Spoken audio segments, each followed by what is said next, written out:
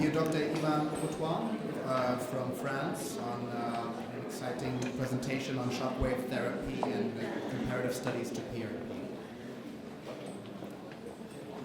Thank you to Regina who have invited me.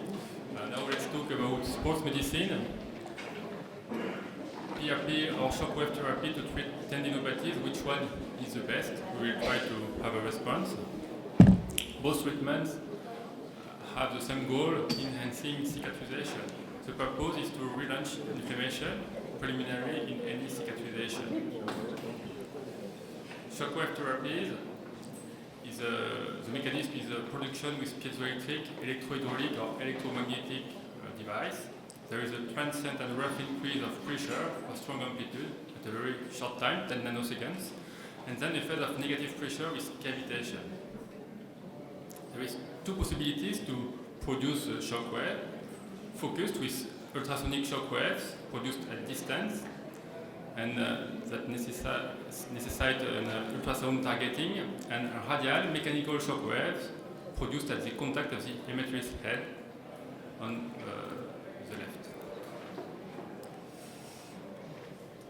The levels of energy delivery are comparable now between focused or radial shockwave therapy. The depth of action is almost double for focused shockwave therapy than radial. As you can see on the picture, on the left you will see what happened with a focused shockwave. It's almost the shape of a cigar, and the radial from the emetter's head. If you search on Medline, you will find ESWT for extracorporeal shockwave therapy or radial RSWT shockwave therapy. The energy released is sometimes different. You can see high energy shockwave therapy with more than 0.28 millijoule per square millimeters, or low energy, it's less than 0.08 millijoule per millimeters. In only one comparative study, we have shown that high energy is better for calcifying tendinitis of the shoulder, better in results and better in the less number of sessions to get the result. Modes of actions.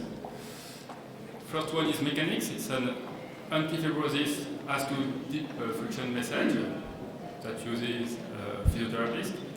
There is an hypervascularization visible from the first session and seen in power Doppler ultrasound, and they increase the local blood glycoresults.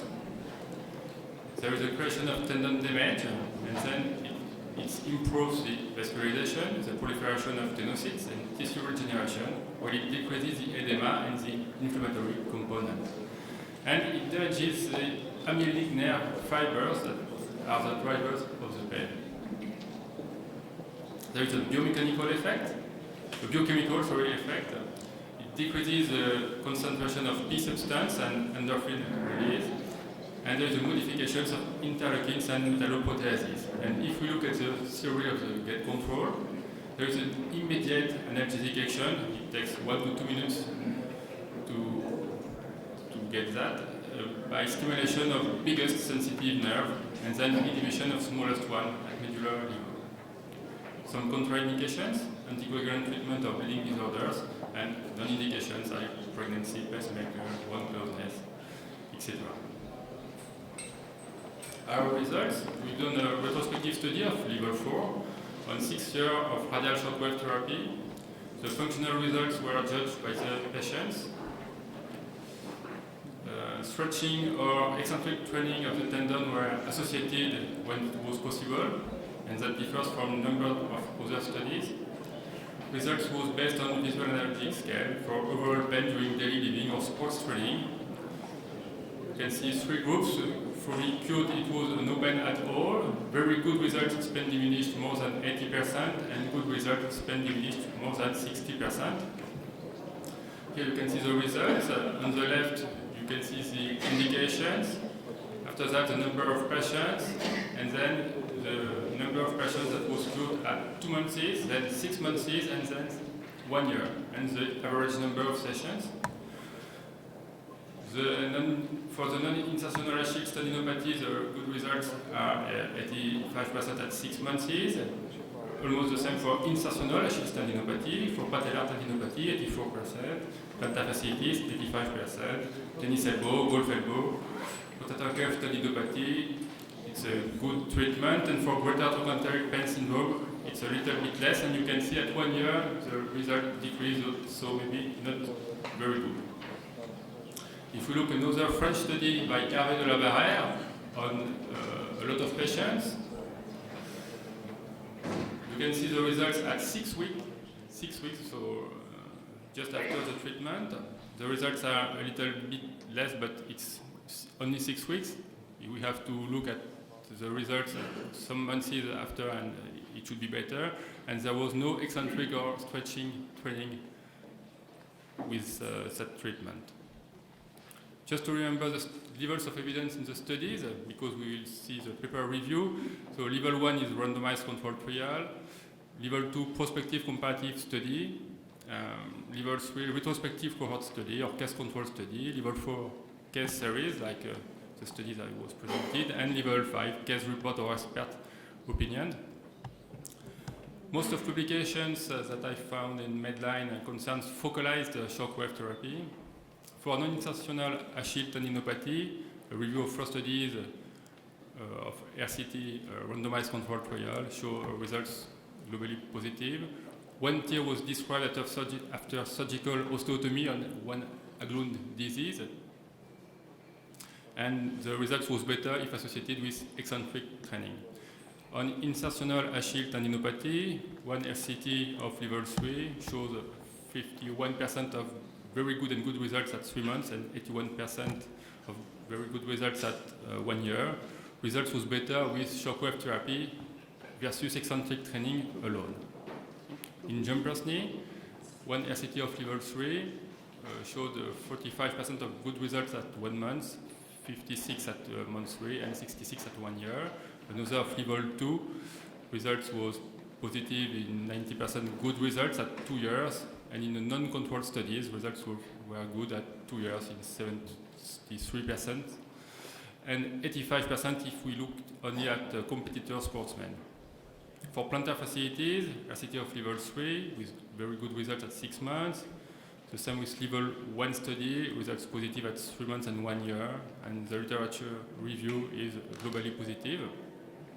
Another RCT of level 1 with results positive at 3 months and 12 months. And in the last 5 years, 130 papers was published about shockwave therapy on tendon treatment. Rotator cuff tendinopathy, meta-analysis shows good results. 2 RCTs show results similar to placebo. Another RCT results was positive in 60% of good results at 6 weeks. And they showed that the disintegration of calcific deposits was dose dependent, of the energy level and the number of sessions. Lateral epicondylitis, meta-analysis results are positive. Another RCT results was positive with 60% of good results at 6 months, and another one results was negative at 3 months. But in these studies, there is a lot of bias, so it is very difficult to compare studies because of the difference in energy delivery, in the number of sessions, sometimes only 1 session, sometimes 4 to 6 sessions. The interval between sessions, sometimes 2 days, sometimes 3 to 4 weeks. Eccentric rehabilitation associated or not, and the heterogeneity of population, sedentary versus sportsmen. Now we look like at PRP on tendinopathy. This is the results of a paper published in a French journal by Bouvard.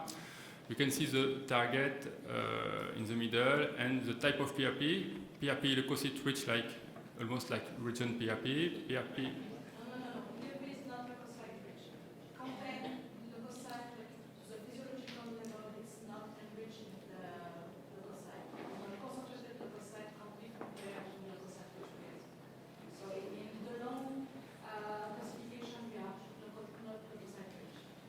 But it was published like that in the last paper of arthroscopy on September.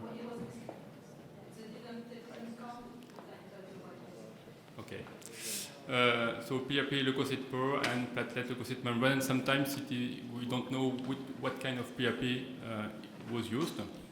So as you can see, for rotator cuff tendinopathy, sometimes it's good and sometimes not. For lateral epicondylitis, it's the same thing. For jumper's knee, PRP seems to be very good treatment. For Achilles tendinosis, it seems to be not so good, it's RCTs. And for plantar fasciitis, PRP seems to be a good treatment. If we look at the study, the rotator cuff tendinopathy, there is one RCT of level 1, PRP versus dry needling, and PRP was better. And another RCT of level 1, PRP versus placebo injection. PRP was negative, but it was a bursal injection for tendinopathy, so I think not a good protocol. For the lateral epicondylitis, there is an RCT of level 2 with leukocyte rich like region PRP, maybe, but maybe not.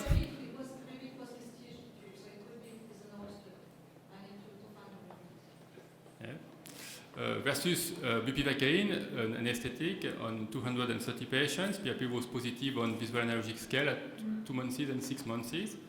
In an RCT of level 1 PRP versus placebo injection and versus corticoid injection, PRP and corticoid was not better at 3 months than placebo injection. In an RCT of level 1 PRP versus steroid, PRP was better at 1 year, and in another one, PRP versus steroid injection, PRP was better at 1 year and 2 years.